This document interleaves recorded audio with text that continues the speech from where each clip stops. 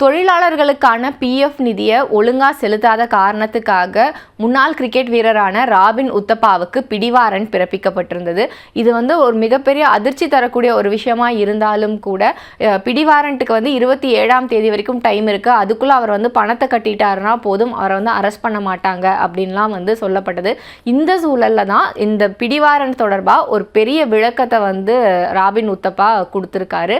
அதாவது இந்த ஒரு 3 நிறுவனங்கள் அவர் இதுக்கு முன்னாடி அந்த நிறுவனங்களுக்கு ஃபண்டிங் மட்டும்தான் பண்ணியிருக்காரு.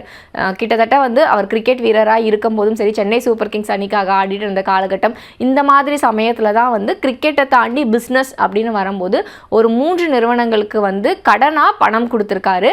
அதுக்காக அந்த நிறுவனங்களுக்கு இயக்குனர் அப்படிங்கிற பொறுப்பை இவருக்கு கொடுத்துருக்காங்க. அவ்வளவுதான் அந்த நிறுவனங்களுக்கும் எனக்குமான தொடர்பு. அந்த நிறுவனங்களை பொறுத்த வரைக்கும் அதோட நிர்வாக ரீதியிலான பணிகள் எதுலையுமே நான் எப்போவுமே தலையிட்டது கிடையாது. ஏன்னா ஒரு பக்கம் கிரிக்கெட், இன்னொரு பக்கம் கமெண்ட்ரி அப்படின்னு நான் ரொம்ப பிஸியாக இருக்கிறனால எனக்கு இதெல்லாம் பார்த்துக்கிறதுக்கு டைம் கிடையாது.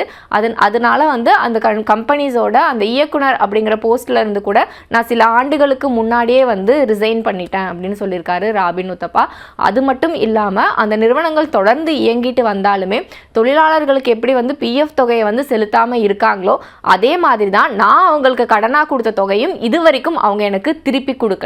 அதனால அவங்க மேலே நான் லீகல் ஆக்ஷன்ஸ் எடுக்கலாம் அப்படின்னு முடிவு பண்ணியிருக்கேன்.